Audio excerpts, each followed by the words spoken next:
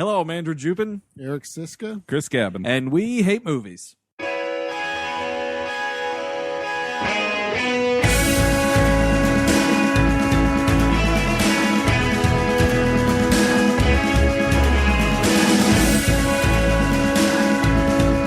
Hello, everyone. Welcome to the program. Thank you for tuning in, as always. Welcome to the third week of our third ever summer blockbuster extravaganza, SBE3. Hashtag SBE3, by the way. We set that up last week on Steel. Let's see if we can keep that going. This week, have we tackled a Michael Bay movie before? Are we popping the Bay cherry? I think we discussed them a little bit in Twister. Well, no, not Twister, in Deep Impact, because we were comparing. The comparison to Armageddon. But I don't think we've actually touched down on a Michael Bay project yet. Well, here we are. I honestly think there's no better place to start than a sequel of some kind. 2003's Bad Boys 2. No, actually, it's Bad Boys 2.5 hours. That's how goddamn long this is. Bruce Valanche, everybody. I mean, it is, we can start right there. It is unnecessarily long. It's an epic. It's an epic of Miami. The Miami saga. Why can no one pronounce shit correctly in this movie? That Joe Pantoliano can't say feng shui properly? Because it's funny. It's funny, making fun of silly words that other cultures have. People will love it. It's an action comedy. I mean, everybody has trouble saying those words, right? No, nobody does, actually. So, Bad Boys 2, it's several years after the first Bad Boys. That was like back in the 90s. You know, when you could have action buddy cop comedy things. It's like 97, 98. I think it's 95, actually. Really? It's a long time ago. Oh, okay. Because, like, and I'll say this, Michael Bay in the 90s, I'm on board. Bad Boys, I think it's a good movie. I think it's a good cop movie. I love The Rock. Rock is one of my favorite action movies of all time. And I forgive Armageddon most of its trespasses. I shouldn't, and I certainly cringe at the bad parts more than I would cringe at almost anything else. But I kind of give it a pass because after that, it got really stupid. So, Oh, go ahead. Oh, well, not only that, but like Armageddon, you had Deep Impact fresh in your mind. Yeah, so exactly. you're like, oh, yeah, it's better. Yeah, we went over this before, but like, you put Michael Clark Duncan into something, I'm like, if you comparison shopping, Michael Clark Duncan's always what I'm going for. So just gonna go to the old IMDb here, check out this filmography a little bit. Also, this is him going back to his baby. Bad Boys was his first huge movie. Right, before that he did music videos, right? Music videos, and I think there's a feature called like Play That Funky Music from 1990, which I don't think anyone saw. Maybe we should fucking check the WHM archives for that shit. So it was Bad Boys, it was 95. Then you had The Rock, which is it's a truly excellent action movie. Armageddon, which, whatever. It's watchable, shitty, disaster movie nonsense. Then you had Pearl Harbor. Oh, my That's God. where it happened. Speaking of epics. Worse than the actual Pearl Harbor. I'll go on record. Some, 85-year-old man just spit his teeth out in his oatmeal. Well, because our octogenarian We Hate Movies fans. Thank you for your service, sir. Well, because that's actually, I just called this a Michael Bay epic. That is an epic, because that movie is like 4 hours long or some shit. Oh my God. It's like 3.5 hours. I remember I was hungover one day and I sat there and watched it. I broke my little iPad stand here. Anyway. I ended up seeing that in theaters. Really? That's a long time to be at the movies. Yeah, it was towards a phase where I wanted to be left alone. And you liked air conditioning. Yeah. Lots of air conditioning. All that air conditioning. I grew up without air conditioning, so going to the movie theater was a big big treat. A big to-do. Yeah. And then, then this happens. Bad Boys 3. Bad Boys 2, excuse me, in 2003, pardon. Getting a little excited for that third one, huh? Yeah. And then you got The Island from 2005. Whew. I haven't seen it. It's terrible. Doggy. Oh, really? Is really that terrible. a bad one? And then he's just been doing Transformer movies, and then Pain and Gain.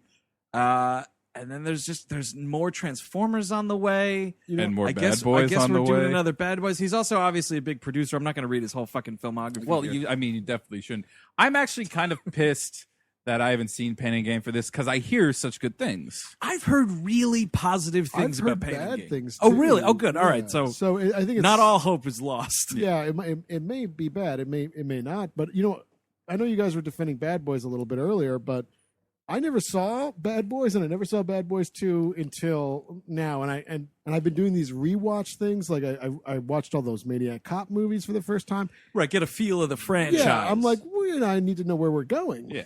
And then I tried to watch Bad Boys. I got 30 minutes in, and I was like, let me stick to what I gotta watch. let me stick to the obligations, if you please. Because some of that banter was. Oh, I mean, it's all the banter. If you like- can't get on board with the banter, you're going to turn it off after 30 minutes. Yeah, Unless you're exactly. watching it for an episode of We Hate Movies. And in the 90s, oh man, did we love banter. Oh, we loved just running our little mouths, didn't we? Yeah, it's So Taya Leone, she didn't cruise you through there a little bit? no. Because that's what I always, her and Checky Cario as the vaguely French villain. The vaguely French so-and-so, Checky Cario, from, of course, Addicted to Love. Go back and check that out. Yeah. So in this one, with Bad Boys 2, though, it It's goes... another foreign villain. Yeah, it's another foreign villain. We It's hate foreigners. a Cuban man named Johnny Tapia. Yes, another foreign villain, Johnny Tapia. Johnny Tapia. And he is an ecstasy dealer in Yes. Miami. Yep. And that's, then you're stuck paying attention to club culture and all sorts of crap that nobody could possibly be interested in. Peter Stormare as a fucking Russian gangster, and man, he just took that Fargo thing and just was fucking just wiping his ass with it, right? You got to understand, he's going back to, Michael, my friend from Armageddon, because I was in that movie too on the Mir space station. And he was a Russian in right. that too. I want to say, where is he actually from is the question at hand here. Because he's playing Alexei in this movie. German? He's Swedish. Oh, Swedish. He's Swedish. So, I guess if you can do the accent convincingly enough, I mean, whatever. If you can drink vodka and act like a kind of a scumbag, you can do Russian. Whoa, I can do Russian? Yeah. So we start this movie, by the way. It's a ridiculous this is how you manufacture drugs montage over the credits. It's like a factory with all the ecstasy pills being made and Happy everything. factory. And it's of course it's playing club type music, but I'm just picturing that old traditional factory making ecstasy Charlie Chaplin's getting stuck in gears. while he's putting holes in his brain and draining his spinal fluid. There's a ridiculous... The only reason I brought up the opening credits, it has nothing to do with the movie, except for one credit that sticks out like a sore thumb. And check this shit out. Executive Music Consultant, Sean P. Diddy Combs. Now, I put this out to the room. What did he have to do? What was his job on this movie? He was handed a CD and said, that's fine. And then that's it. He didn't even what music do you think we should put in this movie? He does the big song for the movie, which plays 4 or 5 times to shake your tail feathers. Oh, that's a P. Diddy song? It's a P. Diddy with... Is he rapping on it? Yeah, it's him and Nelly and somebody else, and it's the last time anybody saw Nelly, so hey, good. That was Jesus around that Christ. time where they kept on trying to do those super raps. Let's get 30 people featuring everyone. Oh ever. yeah, it was We Are the World, but just solely with the hip hop community. Yeah. How many people can we squeeze onto one track? We're gonna get Wu-Tang and Organized Confusion together with P. Diddy. No, that would never happen. By the way, contrary to popular belief, this is not going to be the 2 months of P. Diddy movies. I know we P. talked Diddy about it, soundtrack. Godzilla, but Well, I mean, he's here, and the thing is he is definitely part of the problem, because some of these scenes, there's just this really shitty no effort whatsoever beat going on in the background, Yeah. and it's supposed to be a jumpy, happy little thing, Uh-huh. and that with Will Smith and fucking Martin Lawrence with their goddamn banter, and it's just too much. It's way too much. you know why that's there, right? Is they played part of it for P. Diddy, and he said, "Yeah, that's a good beat." And then they're like, "Do you think it belongs in this movie?" It's a good beat, and then that's it. And now and then he got a that's- check for $1 million. That's how it that works. worked.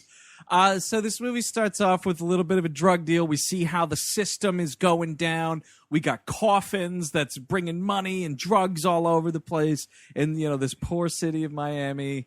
And that's basically the setup. And the sting operation with all of this is so goddamn ridiculous. So led by Henry Rollins, which, when I see Henry Rollins in a movie, I'm like, all right, it's fine. I'm okay with this. Yeah. I mean, his spoken word stuff I think is totally fine. I'm not going to really seek it out if it's around, whatever. I like the Rollins band. I like Black Flag. So, yeah. I'm behind you, whatever you're doing. He's totally entertaining and fine. He's been in a bunch of stuff. What was it? The Chase with Charlie Sheen? Oh, yeah, he's in The Chase. He is in The Chase. That's stay stay tuned. tuned. Yeah, holy shit. Strap in and stay tuned. Jesus Christ. I mean, Dalton Voss's daughter. So yeah, it's this whole sting, and what we follow along here is there's the drug handoff, and it goes to the delivery at a Klan rally on this island. I don't know what's going on here. The Ku Klux Klan, it might not be known best for their club scene. Yeah, well, I can understand if this movie was like about meth. Yes. Or Oxycontin. But also, Yeah. that's a white supremacy. Like, it's not the Ku Klux Klan. The Ku Klux Klan are against drugs. Like, they would never do, like, Is that but what white they told supremacy, you? like Is that neo-Nazis. At your membership rally? Is that what they told you? Well, I Is mean, the I Klan- read the pamphlet. By the way, we're against drugs. Now, to be clear, you read the pamphlet solely because you're a fan of reading pamphlets. Yes. But so what? Wait, the Klan is straight edge? No, like the Klan, like from what I can tell, the They're Klan just is more burning- into tradition. Like that's what their thing is that it's all tradition. Whereas white supremacists are kind of just really into like the drug business just as like a means of operations. So, like from what I understand, Ku Klux Klan is like a club. You go there after work or something. What, like the Friars? Or like something like that. What was Mr. Cunningham always going to on Happy Days? The Moose Lodge? He's an elk. It was secretly the Klan. That was code. Oh my God, Arthur Cunningham's secret racist? And they weren't burning crosses. Those were just X's. For being straight edge. Well, all right. So But regardless like, of, traditionally in movies, I'm saying is like this is the role. This is your skinheads. This is your Nazi flag in the background kind of guys. Okay, well let me say in American History X, which is what neo-Nazis are. That's my source of information. Daniel Vineyard is against drug use, but I think some of them aren't. Yeah, I think so. I guess it's more of more freedom in Nazis. I'm honestly taking a lot of this from what I've seen in Law and Order, but but there are other movies where I've seen them as it's a white supremacist thing. It's not like a okay. So all right. So but the question at hand though, this is a comedy podcast that discusses bad movies, and this was a hate crime drug podcast. The bad movie at hand is Bad Boys 3. So the question at hand is, are these guys Klansmen in this movie? Because they're dressed in white and wearing hoods. They're obviously Klansmen, they're right? Klan- I mean, so your I'm just saying argument is that it's shockingly weird. it's a detail in a Michael Bay Yeah. movie that they got incorrect. It's a thing in a Michael Bay movie that just doesn't make any sense. you know what to me. happened? Okay. Michael Bay was sitting back watching "Oh Brother, Where Art Thou" and said, "I like that." I actually would Let me put believe that in that. this I one. would genuinely believe Because that. it was like a year or That two was before? 99. Yeah, look at 99, that. 2000. I think it might have been 2000. 2000. Yeah, Blues Brothers 2000. So they drop it off to this Klan rally, and they're like, "All hail the Aryan Brotherhood," blah blah blah. And then here we go, because you're sitting there, it's like, wow, we're 4 minutes into this movie. Where are my bad boys? And then off come a couple of hoods, and it's Martin Lawrence and Will Smith, guns toting in both hands like the Boondock Saints themselves. Oh, shit. And it's like, wow, how crazy is this audience? A couple of black guys dressed up in Klan outfits. They really got the drop on these rednecks. And of course, the fucking radios to Henry Rollins' SWAT team aren't working. This is infuriating. Here's why it's infuriating. You can claim radio failure, and that's fine if it's what's going on, because Will Smith is like, all right, we got guns out. Hey, we bring the backup in, everybody.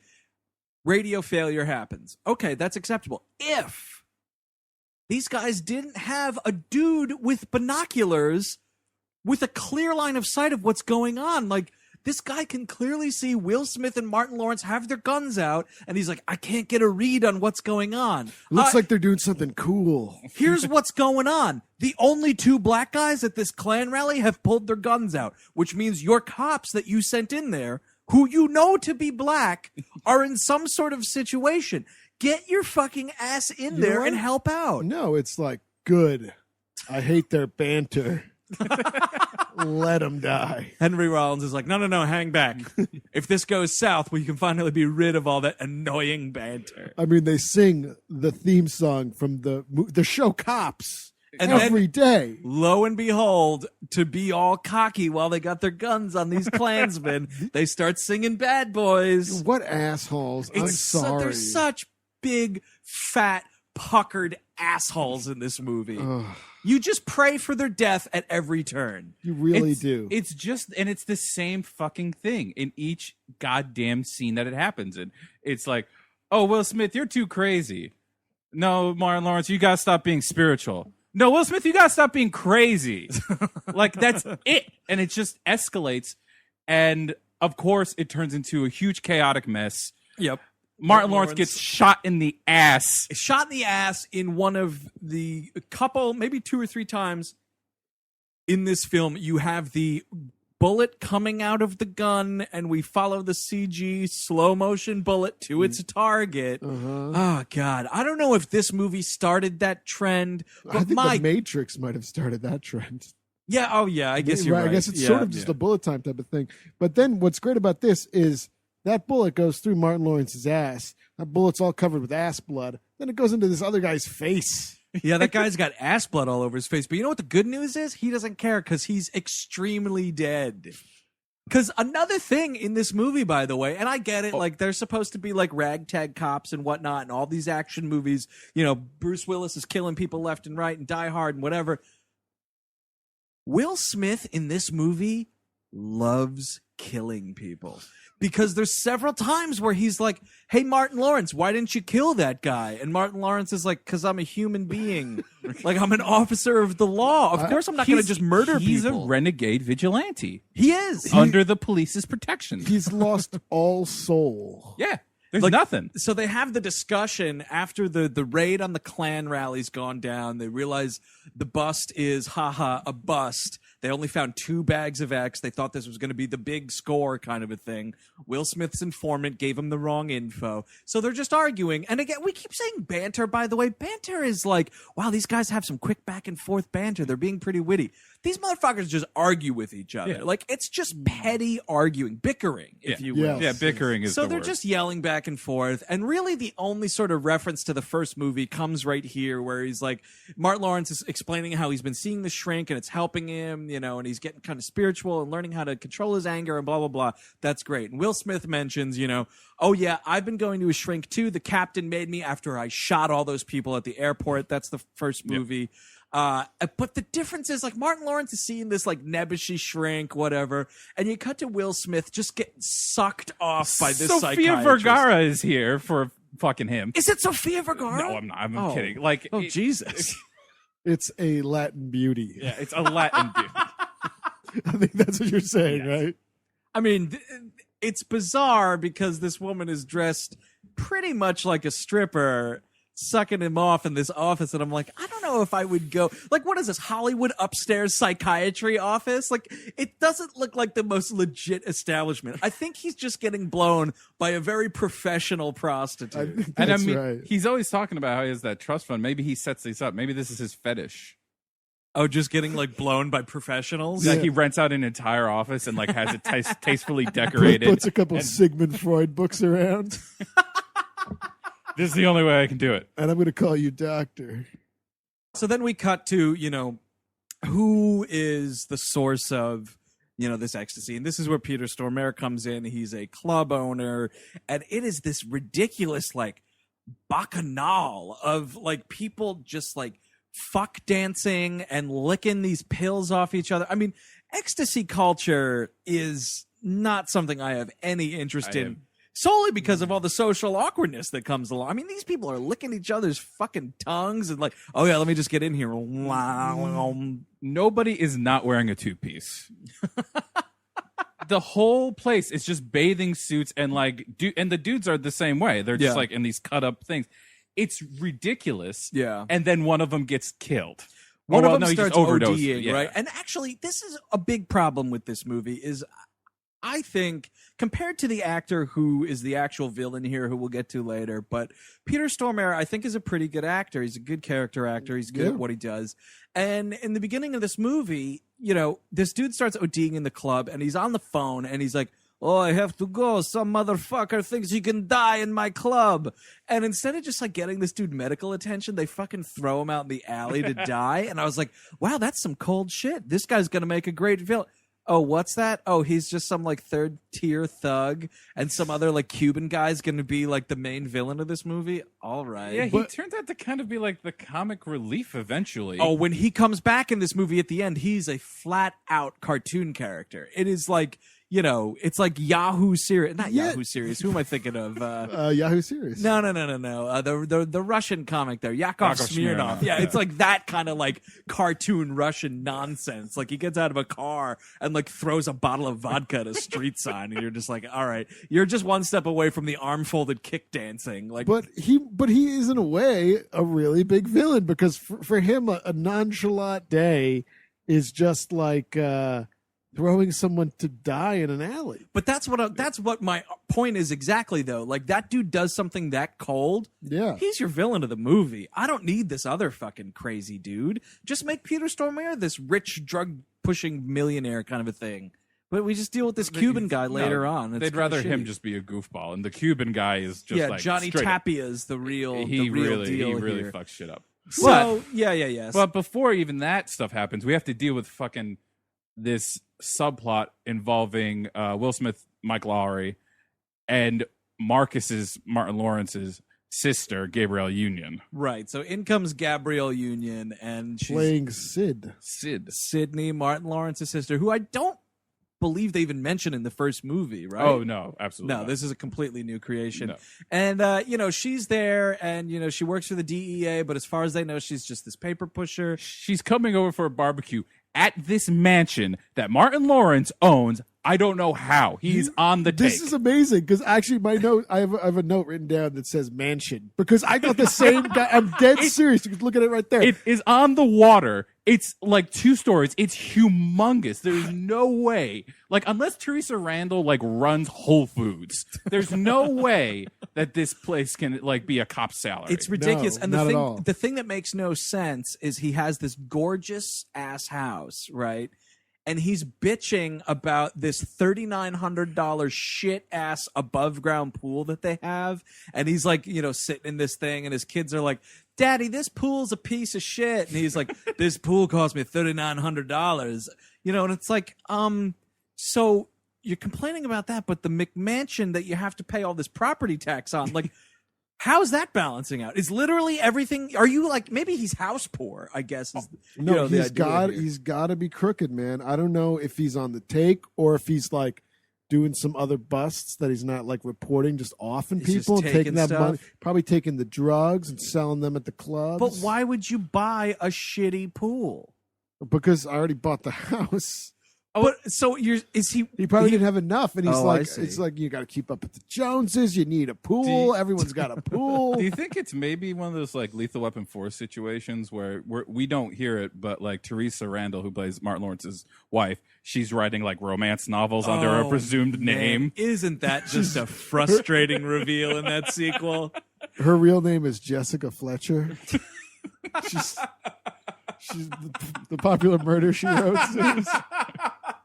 Yeah, right. For our younger listeners out there was once a classic mystery series starring Angela Lansbury. You know, I'm kind of a detective of my own. That's my Angela Lansbury. I don't know. This might be some comedian's bit, so I don't want to harp on it too much. But like, you would never invite Jessica Fletcher over for dinner because someone's gonna get killed. Yeah, you know, she can't go anywhere. A trail of dead in her wake. Which, it's like, how does that keep happening? Because I'm killing them. I mean. Frankly, I'd be moving a lot because I'm like, you know what? Maybe this is just bad luck. I shouldn't be in Miami anymore. Whenever a Jessica Fletcher moves into your neighborhood, you should be notified like a sex offender. All the door, everybody boards up the windows. You might die. There's just a notice to the neighborhood. There's a super successful murder mystery author that moved into town. Just be aware. Let's everybody keep an eye behind them. It would be hilarious if she would like have to go door to door like a pedophile and be like, "Look, a bunch of people die around me all the time. Here's a list of my successful novels. Please be aware." But they're all based on people who have died in real life. And I'm working on a new one. And it might star you, my new neighborhood friend. And there's a White House in it. Look at your house. It's also revealed here, by the way, that Will Smith is together with Gabrielle Union, but they have not informed Martin Lawrence. She expected him to do so. She lives up in New York. He went up for some prisoner transport that we don't see. But what's great, too, about this scene is, like, she's trying to be all touchy with him because they have developed a relationship together in New York while he was there. Right. And he's, like, disavowing its existence and, like, pushing her away and stuff and being, like, he's being really weird to both parties, Marcus and this girl. It's so terrible. It's really terrible. What a jerk, man. And like, open up. Dude, I just saw a guy die from X. Like, he overdosed and he's dead. Guess what? A new rule for Hollywood in general. 5 minutes after a guy overdoses, you don't get to do a Beethoven gag. Because this dog, Martin Lawrence's dog, pulls some chain around like the shitty pool, drags it so hard that the thing rips out of the ground and opens up into the ocean. Ha, your pool's broken. Take that, $3,900 literally down the drain. Literally down the budget. But how cool was that, man? We got to see water. Yeah. And went out to, like, the ocean or whatever, because this is how wealthy this guy is. He's got goddamn Riviera property. It's like canal front property. Yeah, it's pretty crazy. Beautiful place. All right, so Gabrielle Union's like, hey, I got some business to take care of. I'll see you guys later. Enjoy your family barbecue, blah, blah, blah. So it turns out she's actually UC. She is undercover with the DEA, taking care of business with Peter Stormare, like doing a big X deal. I guess also a big problem in Miami as far as crime. We've got these like X runners and all this shit. Also, Haitian pirates is an issue here. Yep. Because these Haitian pirates hijack this drug deal or try to, and it's this big ridiculous chase scene, like with Gabrielle Union, trying to outrun these dudes so she can get the money to I guess Johnny Tapia's people. By the way, let's say this up front. This is a confusing, convoluted ass movie. I've now seen this movie 5 times in my life. Well, that's congratulations. Welcome to 5 Timers Club. That's a slit your throat congratulations. But this is what it is that she's doing money laundering for Peter Stormare in the hopes that Peter Stormare will ask her to do the money laundering for Johnny Tapia. Oh yeah, all right. So arrange the meeting to Johnny Tapia. By the way, she has this. They got this like secret truck, this like surveillance. Like the product placement. Oh, that's what I'm getting to, because guess what? Man, did I crave a Miller Genuine Draft while watching this movie. Fucking everywhere. All over the place. Like the truck pulls into screen, you see the giant logo from Miller Genuine Draft. I'm like. And it goes. We cut from that. I'm like, oh, was that just was that just product placement? Oh no, don't worry. The truck's gonna do some cool stuff soon. Oh, and that's how cool it is to have Miller Genuine Draft. It's Gabrielle Union's secret money laundering like transport laboratory. It's so ridiculous. It's like Walter White's RV, but just for money laundering. She's cooking the books. I love it if she walked out and Q walked out right after her and like, we have your money laundering weaponry right here. I would love it. There's a big chase scene, and it goes. It's ridiculous. Like, cars are flying off parking garages, bodies are flying everywhere. It's this huge high-speed it's the famous one from the trailer. Like, they hijack a car carrier truck, and they're hucking cars at the cops and all this shit. And by the way, Like, this shit's going on. Police cars are literally exploding all over the place. And a few minutes from now, Joe Pantoliano is about to sit here and tell us, thank God no cops were killed. Are you kidding me? They absolutely got killed. Cars are going up in flames. Like, these dudes are not surviving this shit. I think he said at one point, like, 3 are critical. I'm like, yeah, 300 are critical. Yeah, he's probably. like, we got a bunch of brothers downtown in critical condition. No, they're at the morgue in the best possible condition you can be at the morgue. Charred. The climactic bank robbery from Heat is like half of this, maybe. Well, you guys should be proud. You just made the coroner a lot of money. So what's really nauseating in this movie to me is the sequence where they go to this Haitian pirate's hideout or house or whatever. Arr. Because it's they're on one side of a wall and all these dudes are in the other room on another side. And it's a lot of just shooting through this wall. And Michael Bay decides it's going to be great to have this like 360 camera just flying around in a circle in this in this scene while they're yelling. And it's this one continuous thing. I wanted to vomit, like this roller coaster ride of garbage. And it's loud as fuck. And it's a really an unpleasant experience all around. It's like it's seriously like sensory overload. Like you think your eardrums are gonna bleed. And I guarantee you, as Michael Bay, like, oh fucking yeah, do it. Oh yeah, throttle that shit. Yeah, my asshole just puckered up. Go to red level. Pull it to red. I mean, the problem with this movie, and again, why it's so long, is there's just so many scenes of like, okay, let's go to this person for information. Oh, it's going to turn into a big shootout / chase scene. That's over with. Now we're going to get yelled at by Joe Pantoliano for a few minutes. Then we're going to get another lead. And then we're going to steal Dan Marino's car. Because, hey, Miami, right? Dan Marino. That's what you wanted. He's welcome. He's the city's treasure. He soured himself on me with this. I was like, you did Ace Ventura. You were great in Ace Ventura. Oh, he's so fantastic in Ace Ventura. And now, man, you're just fucking giving the keys to goddamn Will Smith. Really, just, you know what? Stop it. So the big tip that they get from the Haitian pirates that they don't murder is that there's this one Haitian pirate who enjoys filming all of his criminal activity. Well, isn't that convenient? So they've got a video camera that has a hole in the viewfinder. So they go, this is an embarrassing sequence. They go to an electronics store. This is an amazing This sequence. is insanity. So they go to this electronics store. It's like a mom and pop operation. And they go to this kid and they're like, we need to see what's on this tape. And someone shot the viewfinder, which it's like, they didn't shoot the tape, so just take the tape out of the camera. And, you don't know about any of that? Okay, that's fine. You don't understand how video cameras work because you're fucking idiots in this movie? Great. Well, while fucking Martin Lawrence was vamping in the room full of corpses a minute ago. Wait, are they saying that you can't check a tape of something like at the police station? Wouldn't the police have some type of thing? Do they actually just go to shops and like wave their gun around to get things done? I mean, maybe it's like, we don't have time to get back to the station, but it's bullshit because there is a techno nerd dude that they harass later in the movie. From the first movie. Yeah. So just take it to that guy. Why not? Because, like, if you're going to have this guy in there was no reason for him to be in there from the fucking first place. Well, who in the theater was like, oh, God, the nerdy tech guy is back? Fuck ass is back. No, I mean,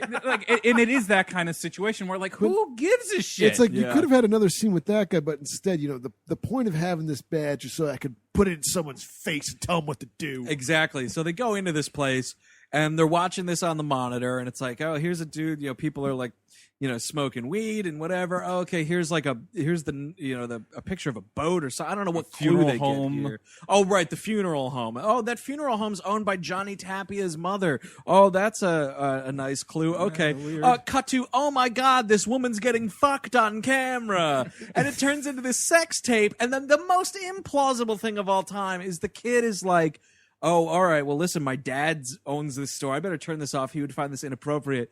Whoops, instead of pressing the off button, I pressed the turn it onto 50 other TVs in the store button. Like, what the fuck are you doing? Just pull the cords. That's all you need to do. Pull the cord. I can't stand stuff like this where it's like, oh no, this electronic device is getting out of control and I can't stop it. Turn it off!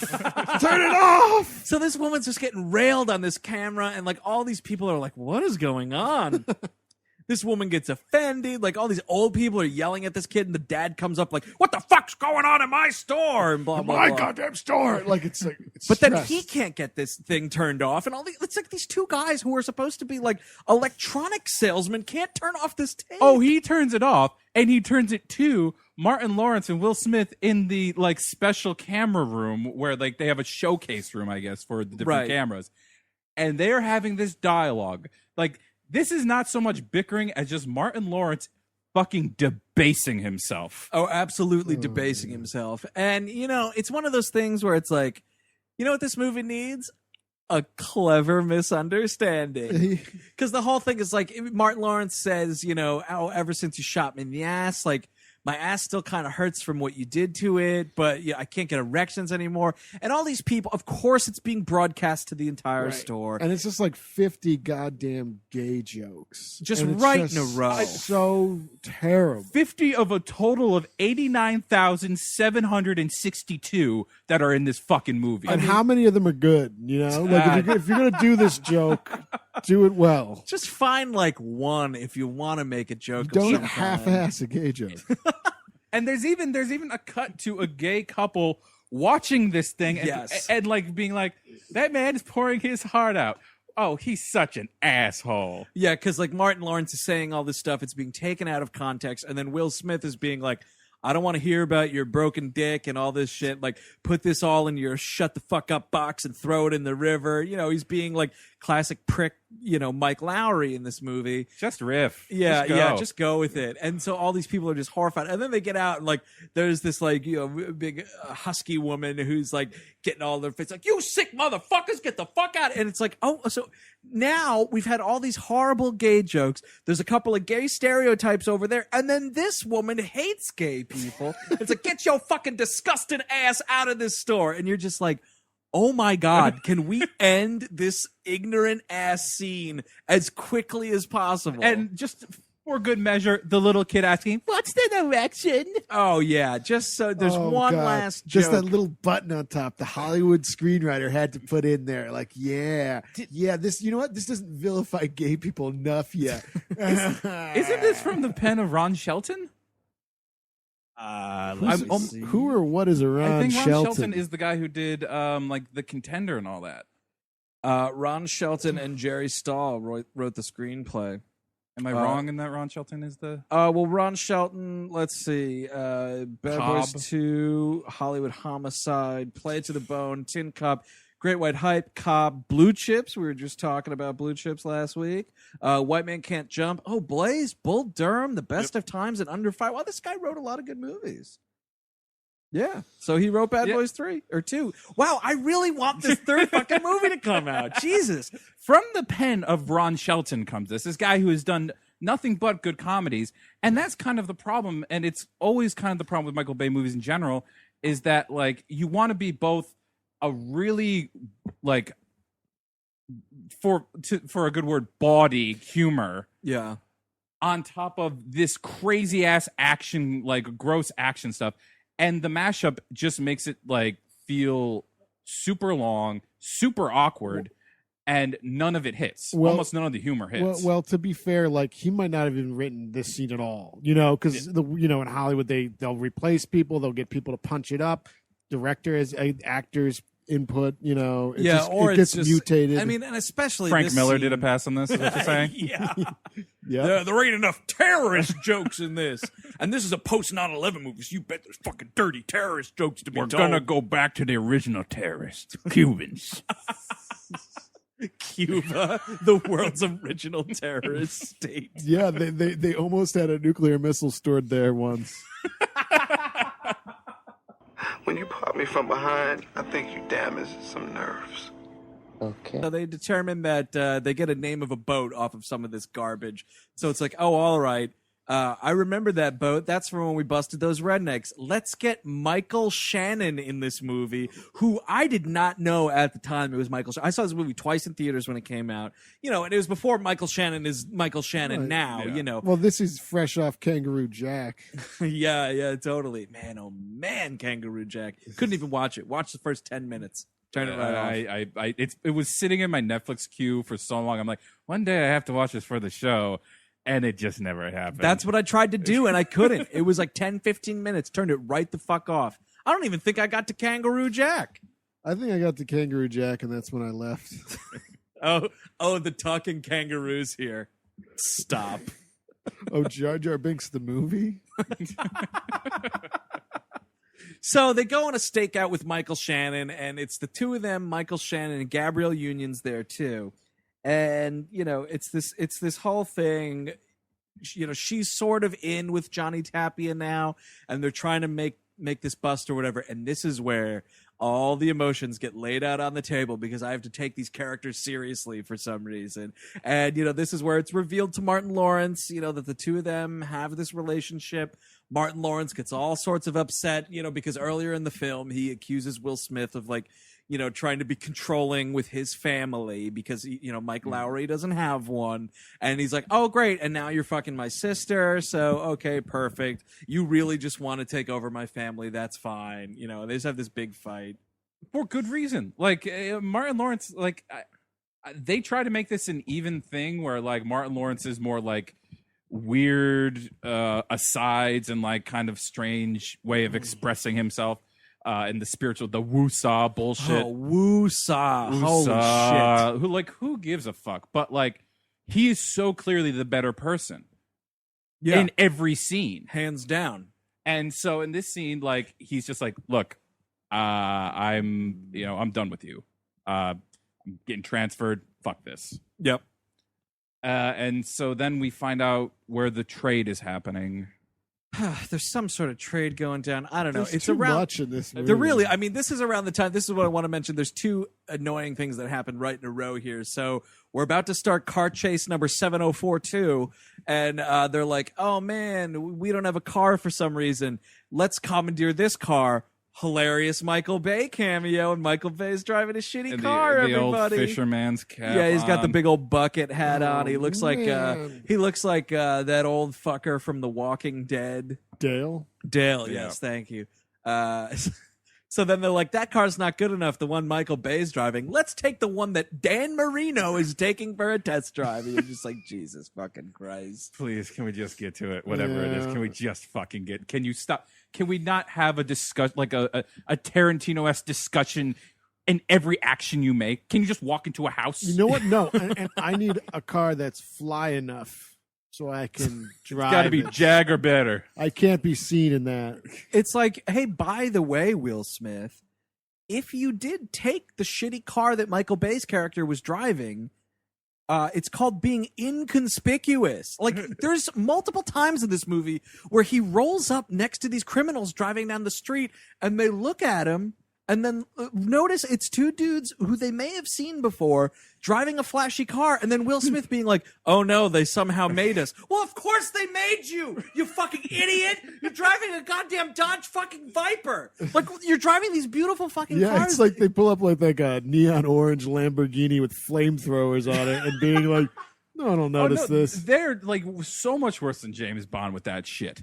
Like, fucking, there's a scene where they're about to go on another undercover assignment, and Martin Lawrence is just in a normal t-shirt, and fucking Will Smith comes out in this neon purple something or other. Oh my God. It's like a fucking Prince Halloween costume. It's out of control. And of course it's slow motion, like putting the jacket on, looking like a suave yeah. motherfucker. Another time to put on the P. Diddy song. Yeah, shake those tail Welcome feathers. to Miami. Ame. Whatever that Will Smith song was. Yeah, You get know, the jigs out.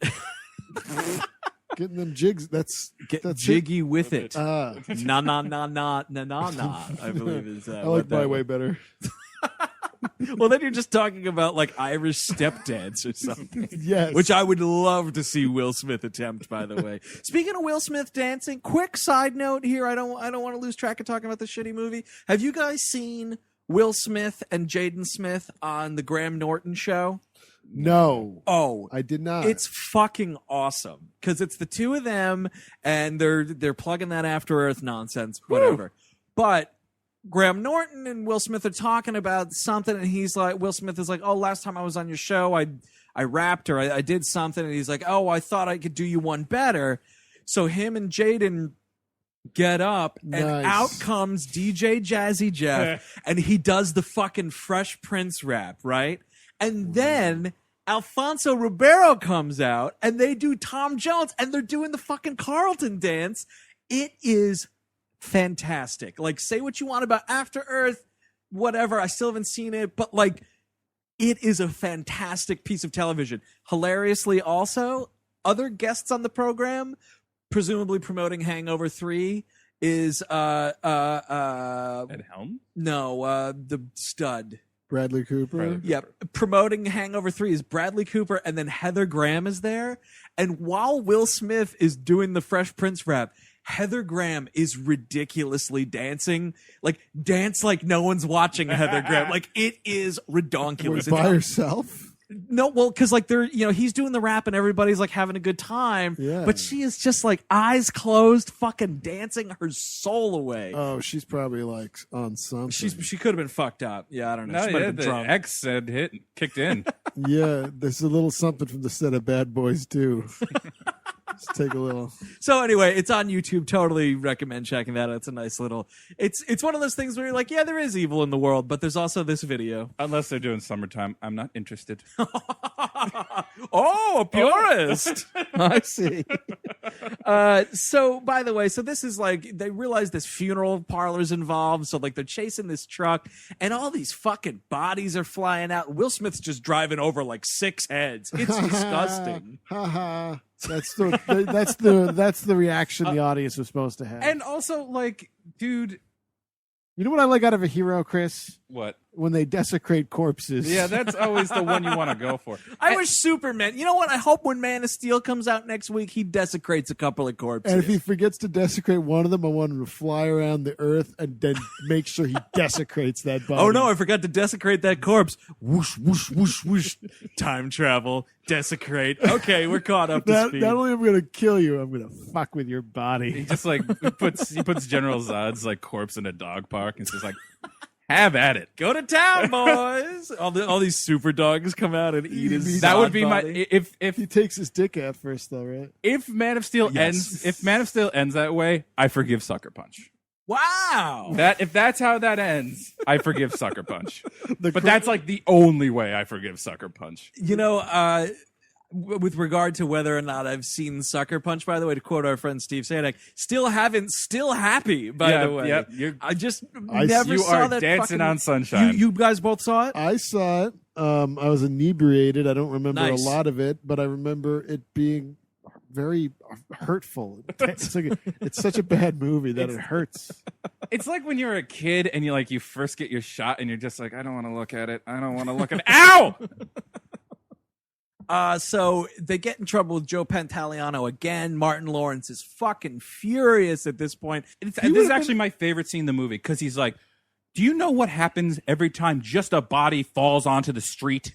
I have to call this guy. I have to call this guy. I have to pay him. I have to do it. Like, I have to do all this shit. All these cleaning crews. And that's just for one body landing on the street. You have just fucking massacred 5 people and then desecrated a bunch of empty corpses.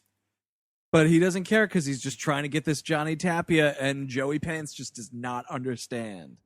Just like parents. They don't understand either.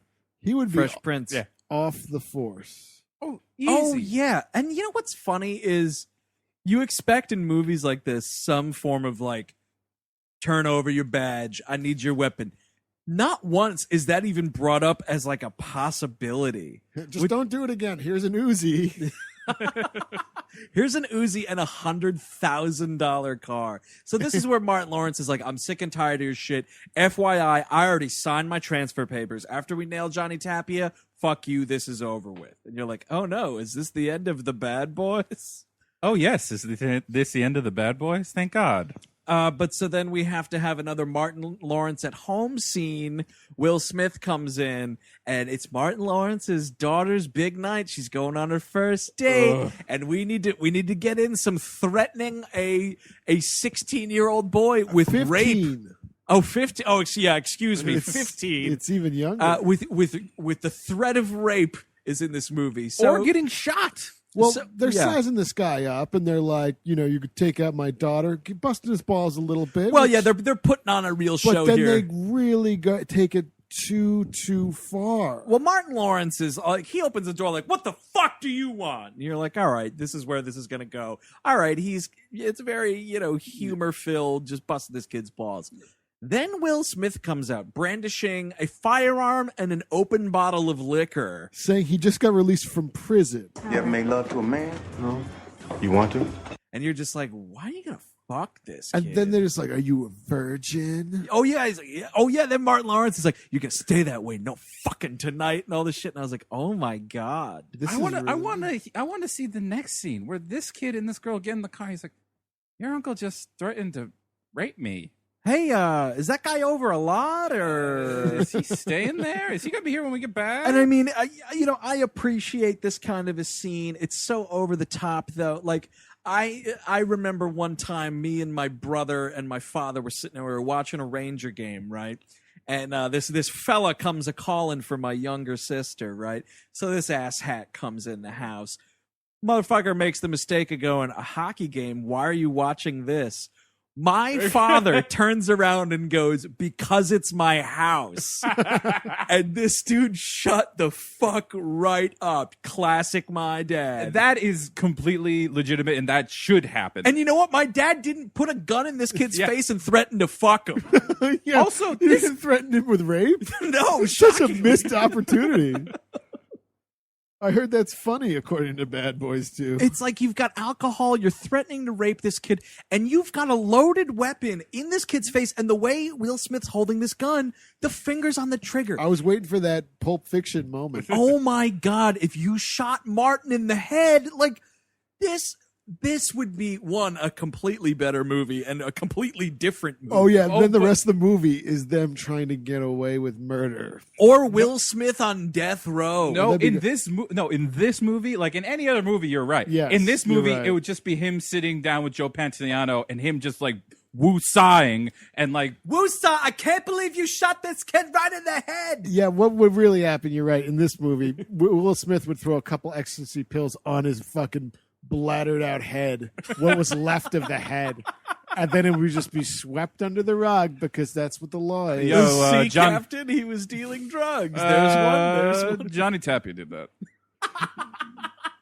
Oh yeah, Captain, you should have seen it. This nice boy was coming to take my goddaughter out on a date, and then Johnny Tapia drove by and killed him. Well, actually, he drove by. He got out of the car. He took my gun and then shot him in the face. Well, actually, he had my fingers pull the trigger because he held my hand, and it hurt real bad. He actually paralyzed me. He gave me a full paralytic, and then he held my hand up to shoot the boy. He gave me a solid Vulcan nerve pinch and fucking took over. That's why the ballistics are like that.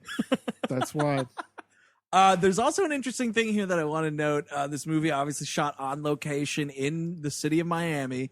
My wife, born and raised in Miami, Florida. There's a scene in this part of the movie where Will Smith's all like, man, oh man, I can't believe my partner hates my guts. I remember back in high school when we were good buddies signing each other's yearbooks. Will Smith takes out the yearbook, Miami Palmetto High School, my wife's high school. Nice. Appears in this movie in yearbook form. She went to high school with Will Smith? Yep, that's exactly what I'm saying. And of course, in the picture, he's got the headgear and the fucking Poindexter of course glasses. He was a big nerd, so he's making up for it by being the fuck machine that is Mike Lowry. Also, by the way, in the yearbook, he has signed it. We ride together, we die together. Bad Boys for life. Yeah. Is that not? Isn't the Bad Boys thing supposed to be like? Didn't they get it from the fucking song? Or have they always just said? I guess they would have always have said it then. Because I just assumed that that's what they got from the song, and that's why they keep singing the song. So I guess you could just be like, hey, we're a couple of bad boys. We're the bad boys. And then luckily this song came along, so they also had a theme song for their gang. I mean, but it's also more. It's that's a P Diddy thing. Is Bad Boy Entertainment. Oh yeah, Bad Boy for life. Like right. That's a Sean, and like that record wasn't really popular until like 95, 96. Wait, in high school you're running around, you're saying we're going to be bad boys for life, and then you sign up for the police? I guess there's a thin line between criminal and cop. It's that thin blue line, man. Also, my wife said she met both of them, and Martin Lawrence was a dick, and Will Smith was very nice. Makes sense. But then Martin went into rehab like right after this, so who knows what demons he was battling. It's just ironic, though, because in this movie, Mike Lowry is such a fucking disgusting pain in the ass. And poor Marcus, you just want to, see in a different movie. I guess that they are good actors. And I think that's confirmed now. and soon enough, we're in another movie. The Bay of Pigs 2? Yes. So the next scene is they go to Johnny Tapia's funeral home. Oh, God. And they're rooting around there. And they go into this, I guess it's a morgue. Well, it's a funeral parlor, and they just go into the back area where all the bodies are. I almost said guess taxidermy, but that's not what it is. I guess it's sort of like a morgue. Yeah, it's the back room where you're taking out all the organs and putting you sawdust in formaldehyde, them. yeah. Yeah. You got to prep these bodies. They don't do that at morgues necessarily. Well, it's the corpse room. Everyone's got one. yeah, they're just at the corpse room. And speaking of desecrating corpses, Oh, Jesus. here comes our fucking, we did everything else. Had to do everything. Fucking dead bodies. Why not some necrophilia humor just for the folks to take something home with them? Why do I have to go to this movie and see Will Smith go gaga over a set of some dead babe's big hooters? It is egregious. It's just, he's just looking at these big dead breasts. This dead flesh, and it's like riling up that killer inside of him. Because he's a sociopath. He Yeah, doesn't it's get true. the difference He really- between like somebody who's dead and alive. And He's this just Sitting like, there like, I want to make a suit out of this woman. If it was just the bad boy there, not the bad boys there, he would have gone to town on this corpse. oh yeah.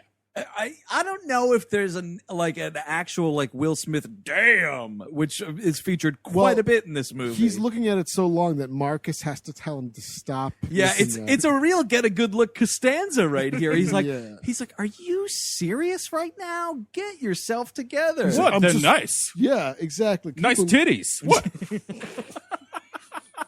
I don't care if they're dead. They're still what? Just because she's dead, she's got ugly breasts, Marcus. It would be funny if it said that he was just like he turned over and there's like a guy's like an old man's like crotch and he's just looking at it. I'd be like, you fell for it, Will Smith. You fell for a lady boy there. Mike, what? Nice ball sack. Man's got a nice scrotum. So, of course, this gets botched, too, because they're trying to, like, distract all the people at the funeral parlor. There's a couple of other agents that they're, buddies with that are helping them along. This is a shitty thing, again, from the first movie where they had these two Latin detectives that were kind of like their opposite, their foils in the department, essentially. Right, one of which is played by the dude, I don't remember the character's name, but on Seinfeld, Kramer's always running afoul of the aggressive gay couple. The Hispanic dude from Seinfeld is this guy. Yeah. I think his name, Ramon was the pool boy on Seinfeld. I don't remember the dude's name, but yeah, when they're trying to get like the chest of drawers or whatever. The armoire. They're The The taking armoire. it. Yeah. It's Classic. that guy. We are taking this. Who doesn't want to wear the ribbon? Yeah, who doesn't want to wear the ribbon? That guy, exactly. And they're from the first. It's the same two actors. It's the too, same isn't it? guys, Yeah, and they're okay. back again. And like every time they're in a joke, every time it comes, it's like an immigration joke and like a soul food joke. Yeah, it's exactly. They fire off like Martin Lawrence and Will Smith fire off like a racist, Latin thing or a Cuban thing of some kind. They fire back like a racist black thing. Hilarious. And so they create a distraction so they can get out of here.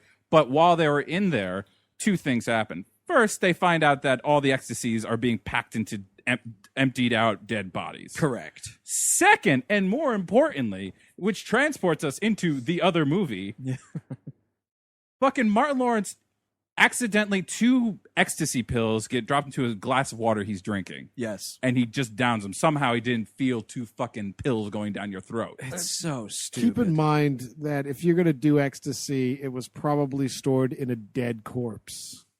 And the health standards, you don't know what you're getting Yeah. into. Listen, everybody, from the ground, take it down. Pill form, you better be knowing where you got it This from. I'll might tell be you the what. next start of the plague. This might be the Black Plague coming back. This is how the zombie apocalypse happens. We start taking pills from corpses, and then it's like, oh no, I'm turning into an ecstasy-filled zombie. If anybody found that shit out, that ecstasy business be going down the tubes. But it's so stupid. So it's like 2 pills pop in and it's into the glass and you're like, oh man, someone's drinking this. And like the reason he drinks the water is because he's so disgusted by corpses that he keeps vomiting. Like a dude's top of his skull falls off and he vomits. So he's like, I'm gonna chug these pills. Then these dudes come back, and Martin Lawrence has to like bunk with the Babe corpse for a little bit. Like Will Smith hides in a closet, so the guys are gonna like take the woman in next to be filled with pills and whatnot. So Will Smith's distraction is drive that ambulance into this building. Just not because, hey, guys, how else am I going to murder Johnny Tapia? So drive the fucking car into the building so we can continue this Guys, case. we have to end this Tim Burton scene, so let's just fucking get in here and crash the thing. Martin Lawrence's Corpse Bride. That would be a movie. Martin Lawrence marrying, like he's about to marry the woman of his dreams and she dies, and then like he brings her back to life like Frankenweenie. And then he stuffed her full of pills. That Frankenweenie movie, by the way, is pretty good. Yeah, I liked that. Oh, really? I haven't seen it. Yeah, it's yet. not bad. I gotta see I it. was hesitant, but just because of Tim Actually, Burton's track record. Last year was a good year. It was a good year. Dark Yeah, Shadows, Dark I Shadows. really like. Yep. Mhm. I could do without that. What's her name? Chloe Moritz. Chloe Grace Grace Moritz. Moritz, Yeah. A teenage werewolf at. She's probably she would be the weak link, I would say. But so here comes the scene, man. So they decide after this disaster, they're gonna go at like 11 p.m. at night to go fucking talk to Joe Pantoliano about getting like all the stuff for a big Get siege. a big old Johnny Tapia warrant going on. And we're gonna get everything. And they leave their Cuban partners holding the fucking bag at this funeral parlor, by the way. They like sneak out the back door. These dudes have to play cleanup with all this shit. Yeah, that's what they get for not being One of the bad boys. Yeah, they're not part of the bad boys. right. So of course the ecstasy starts kicking in, and here we go, a hilarious scene of Martin Lawrence on ecstasy. Now this is one of those like just tell Joe Pantoliano what happened and it's fine. Yeah. But no. It's Will Smith being like trying to distract Joe Pantoliano, like look at my camera, all this shit. This guy has forgiven murder upon murder on your part. Oh, yeah. Cold-blooded desecration of life. Oh yeah, cops, the whole thing. Fucking he would do a tap dance. Oh, all you did is take ecstasy? Fucking fantastic. You know what? Okay. Actually, this should be called Michael Bay's Bad Lieutenant. You're absolutely right. It's double dose of Bad Lieutenant in this movie. The Bad Lieutenants. Martin Lawrence is like licking things and like touching Will Smith's back and like acting like a freaking wacko. Because And that's what drugs does. I guess so. I mean, that's ecstasy. You're gonna lick backs. It's gonna be a mess. Yep. Licking hands. Just, oh, God. And of course, by the way, when this scene comes to an end and Joe Pantoliano obviously finds out what's going on, he's like, all right, wait, what's happening here? What the fuck is he doing? Why is he wearing my bathrobe and drinking water out of a plant vase? Will Smith's just like, oh, he accidentally ingested ecstasy. Cut to Joe Pantoliano, like, comforting Martin Lawrence, being like, here, you got to get in the shower. You have to keep your body Calling temperature poison down. control. Like, Yeah, like- doing what you're supposed to do. It's so fucking stupid. Like, we just sat through this whole ridiculous scene. Like, Well, because it was funny. We Yeah, but wanted the- to have funny. We wanted funny. regardless of how funny it is, that if you're scared that, oh, the captain's going to overreact, the joke is him being like, he did what? Not, oh, here, please get in the shower. We want to make sure you're okay. Like, you can't spend 10 minutes of him. Right. Oh, Building in that to scene, it. you're right. I mean, like in that scene, it does have to be like, what the fuck, guys? Yeah. But like because it's a Michael Bay movie and we can't just have a scene where somebody does something. It has to be, fucking Glengarry Glen Ross Yeah. for 15 minutes before we get to anything. What the fuck is going on? He ingested X. You okay, pal? Take it easy. Okay, thank you. Poison Lady says we gotta keep him cool. Otherwise, he burn it up, he can get brain damage. So, all right, let's fast forward here quite a ways. There's a raid on Johnny Tapia's house. Peter Stormare is murdered, and Gabrielle Union gets kidnapped to Cuba. So here's the whole thing. Here's where we are. The movie's over with. The drug ring has been foiled. Everything's fine. Oh, I'm sorry. You're not going to believe this. It's not a sequel. It's like an eighth of a sequel because we're going to start the next movie at the end of the second movie. We're going to Cuba for 45 minutes. This is the biggest fucking disaster of an ending to a movie I can recall. Like, I remember being in the theater, like, putting my coat on, like, all right, Bad Boys 2, you weren't great, but whatever. Oh, I'm sorry. Wait, what's happening? Oh, do I have to put my coat off again? Oh, my God. An international incident. We're going to go join the Cuban resistance? This is such fucking bullshit. Like, they don't get any help from the U.S. government because we don't negotiate with terrorists or hostage takers, or I guess just flat out communists that we have trade embargoes with at this point. Yeah. So, you know, they are going to man their own mission. Joe Pantoliano's got some buddies in the CIA. It's a bunch to of arrest you for trying to do this. Yeah. That's what I would arrange. Exactly. So we're going to Cuba, and all these people are helping out. All these dudes from the DEA who have like worked with Gabrielle Union are like, you know, we need to help get our best agent back with you guys. Henry Rollins' boys are in there with no Henry Rollins though, which I don't understand. Like, is there a deleted scene where his character retires? Well, no, I want to see the scene where it's like they're like, yo, Henry Rollins going to Cuba, get Gabrielle Union. He's like, I'm not. I'm staying home. There's a football game on. That sounds tantamount to treason. Yeah. Sit home and listen to some old Black Flag recordings. That sounds like I'd be in a solo cell for the rest of my life. Also, so when Martin Lawrence finds out that Johnny Tapia has indeed kidnapped his sister, he hangs up the phone and says, "Shit just got real," which is beautiful in Hot Fuzz. Yes. Where they go to that. That is unbelievable. So we go to Cuba. It's a big old fucking covert mission, and it's basically a fucking full-on American organized assault on the nation of Cuba. Because there's fucking rocket launchers, there's all sorts of explosions going on. It's a siege on this guy's compound. It's a reverse The Great Escape.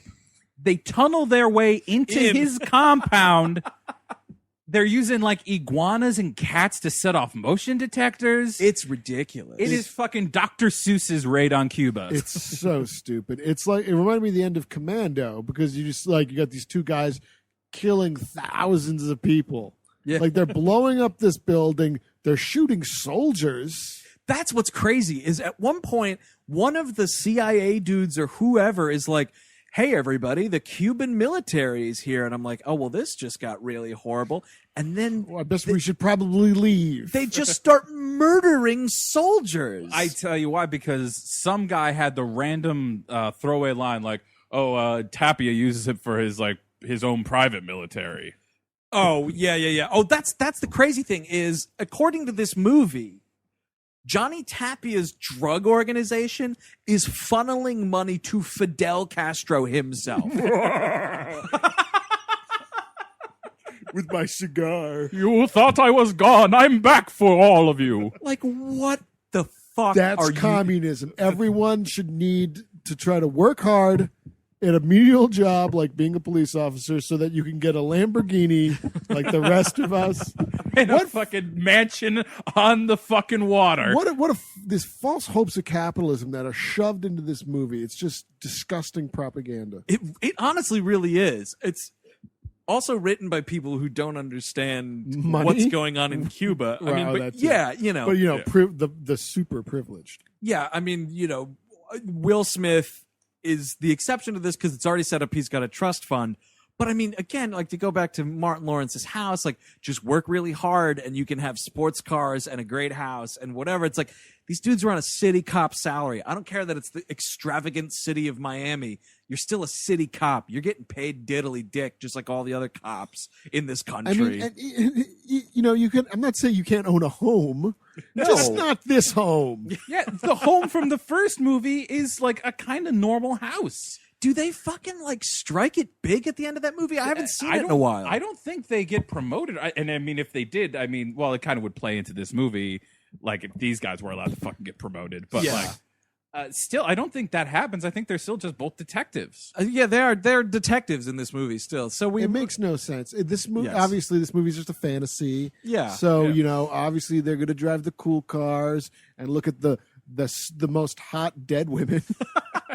Oh, look at all these sexy fucking dead pieces of ass. And then R.I.P.D. Yeah, they'll lust over the dead daughters and then make a lot of dead sons. Well, that's That's a dark subplot that this movie doesn't go to. Is that like Mike Lowry's fetish is probably just like he's digging up like bodies of like famous like Hollywood like starlets. I just love a fucking just a scene where he's digging up Anna Nicole Smith. Marcus, guess what? This weekend I'm gonna have the Black Dahlia. I'm bringing it home with me. Oh man, necrophilia, huh? So eventually we get another car chase of them leaving this place now. And After they're they've being killed pursued. everybody but Johnny Tapia and his number 2. And they start driving down this hill and they start literally blowing up a shanty town, a town full of poor people where there's a throwaway line of like, Yeah. oh, this is where they make the drugs. Exactly. That's exactly what I was about to say. That's why it's okay that they do this to these people, because this is where they make the filthy fucking drugs. So they deserve to just be blown up and have all their possessions destroyed and their families fucking ruined. It's okay for me to go to Eastern Brooklyn and start blowing everything up. Okay. This is where they make it's so fucking ridiculous that they justify what they do here. There's going to be what 3 or 4 labs in this entire shanty town that they're actually doing. You run over so many houses, women and children dead. Alien Gonzalez dead. Younger listeners, Wikipedia. Yeah, really. Janet Reno's watching this movie with her fingers crossed, like, come on, do it. It's a really shitty Janet Reno. Dude, it actually kind of sounds like her. It's a hefty broad. They're like, hey, everybody, let's head to Guantanamo Bay, a nice safe haven. That's actually the line of thought here. Oh, I can kill part of the Cuban military, commit countless atrocities, and then just drive up to Guantanamo Bay and just say, I'm an American. Yep. That's it. And by the way, all now, is forgiven. I don't know if anybody, we have a lot of listeners outside of the United States. So just so you know, if you're an American citizen, we have stuff that's beyond just regular IDs and passports. We actually have United States of America membership cards that you can do any kind of dumbass shit wherever you want in the world. I don't know. Are we supposed to be telling them about this? Well, you know what? I feel like it's time maybe we kind of disseminate this information a little bit. All you got to do is flash your American membership card. You can do all sorts of fucking dumb shit like this wherever. It doesn't matter. I mean, it's true, actually. I mean, it's going to be out on Blu-ray soon. Check out the latest Die Hard for that shit. Oh, holy fucking shit. I'll tell you what, someone on Twitter the other day was like, hey, any of you fellas see A Good Day to Die Hard? I go, I saw it in theaters, and guess what? It's my #1 candidate for the worst of 2013, coming January 2014 to this easily. show. It is because holy disastrous. fucking Christ, that movie. But anyway, yeah, you can go around and be like, hey, by the way, sorry, Cuba, I learned this from Bad Boys 2. I can fucking take a shit all over your country and then just flash my ID, and I'll be totally fine. That is the moral of the story. So, by the way, yeah, instead of starting World War III, which is what would happen because Cuba would be like, beep, boop, pop, pop. Oh, hello, China? Yeah, guess what totally just happened? Yeah, it's on. Then shit gets real. And then Walmart would call up China. Boop, boop, boop. Actually, we need a bunch of units. Oh, well, let me talk to Cuba. See if I can sort this out. Well, no, actually, you're on your own, Cuba. I'm sorry. There's a big order. It's really touch and go 13 days between America's Walmart and China. Yes, 13 days. What a movie that was. So we're on the beach in sunny Guantanamo Bay, Cuba, and the worst line of the movie happens here. So we're told by the American military here, hey, be careful, you're standing on an active minefield. A lizard crawls over a mine and blows up. So Gabrielle Union, okay, they're doing a big like guns are on everybody, and she's like, okay, fine, I'm gonna put my gun down right next to this mine. And She literally says that. And here you go, listen. Right next to the mine. And then slow motion, this gun flies down, lands perfectly on this mine, blows up Johnny Tapia's #2. You know what I think some of these shots are for, though, I'm thinking I'm putting myself in the head of Michael Bay. Idiots. And they're for idiots. A decade. Watch this. In a decade, yes, he's gonna be like, guess what? I'm gonna put back out Bad Boys 2 in 3D. Oh, fucking stop! Oh my god! Stop your noise. It's like he's doing a Phantom Menace. He's thinking ahead. Yeah, because It could there are like happen. those shots, like the bullet shots from the first scene. Like that's a 3D shot. Like it Yeah. goes straight at the screen Oh and my then God, through you're right. stuff. You're I and then- could see a bullet in 3 dimensions ripple through Martin Lawrence's buttocks. Yep. Oh, and the blood would. Oh yeah. Get ready for it. Whenever he gets Bad Boys 3 together, Yep. which I finally used correctly, they're going to re-release the first 2, and that second one's going to be in 3D. Yep. You're right. We're going to have 3D buttock blasting all over the place. So that mine blows that guy up. Oh, yeah. He's in Yeah. pieces, huh? Tapia's number 2 is gone. And then there's some sort of other distraction that I causes... think he just shoots at that. That's point. the explosion happens. Gabrielle Union jumps out of the way, and Martin Lawrence gets a shot off and kills Johnny Tapia. And again, it's another follow the bullet into his forehead, blammo. This is the most ridiculous movie death outside of MacGruber.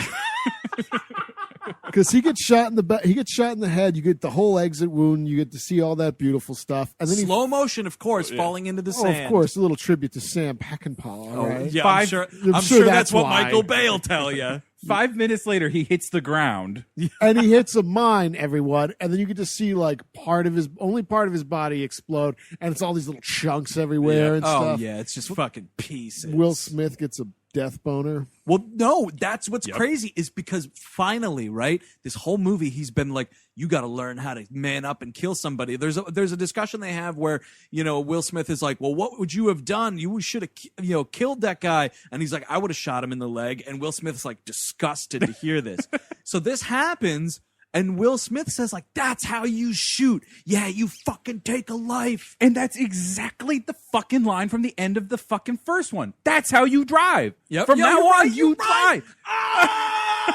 drive. They're doing all this in front of the U.S. Army at Guantanamo Bay. Yeah, why isn't the military stepping in and being like, could you please stop using firearms on our minefield, by the way? And then what would really happen here? The U.S. government wouldn't let them just come into the military base. Right? You don't have to, it doesn't matter because all we see is, I came all the way to Cuba for this, smooch.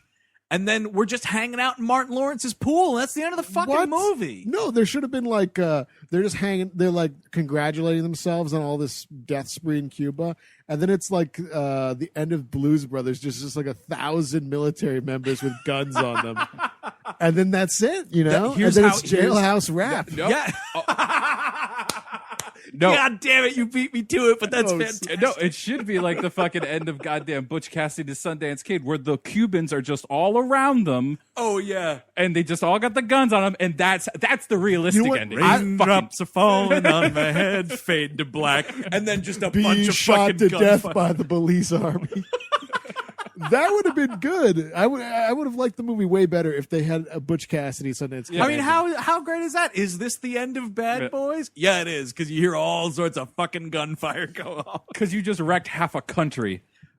I mean, it would be World War III. It is so goddamn preposterous. They act like they can just go in, do this, and Cuba has no way of communicating with the outside world. Like, that's what I what an think. embargo means, apparently. Yeah, all sorts of communication is completely cut off. According to this movie, fucking like Castro was line 2 on Tapia's phone.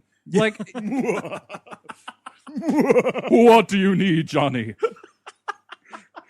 You win this time, bad boys. So yeah, we just cut to them in the pool, and Martin Lawrence is like, "You're lucky I threw out those, transfer papers. I'll get them out of the garbage. All this shit." Will Smith has purchased them a nude pool. This is what I don't understand. Okay, you're Will Smith. You feel bad that the $3,900 pool got ruined. So you're a trust fund dude. You have limitless money, right? You just buy another shitty above ground pool. $3,900 You pool. fucking pony up the cash and put in an in-ground pool for this family. Whatever it is, it's a drop in the bucket. A drop in the bucket for you. Exactly. And then, of course, because we just love gags so much, but it's like, stop tying your dog to the pool filter. How about that for starters? Because again, the dog sees something and it's tied to this pool filter, knocks the pool down, and they fall into the canal again. Well, that's and because- we're just laughing our balls off. Well, because I'm certain if you were to ask, like, fucking, you know how they ask filmmakers, like, what's your favorite movie? Yeah. Every once in a while, I'm guaranteeing you that Michael Bay is answering Beethoven.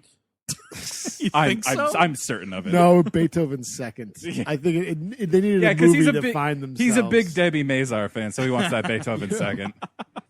And then they're just singing Bad Boys in this canal, and that's the end of You know the what movie. they should call, like, because he might marry this DEA girl, right? Yeah. So they should call Bad Boys 3 Bad Brothers. We're finally Bad brothers-in-law. Bad brothers-in-law. Yeah.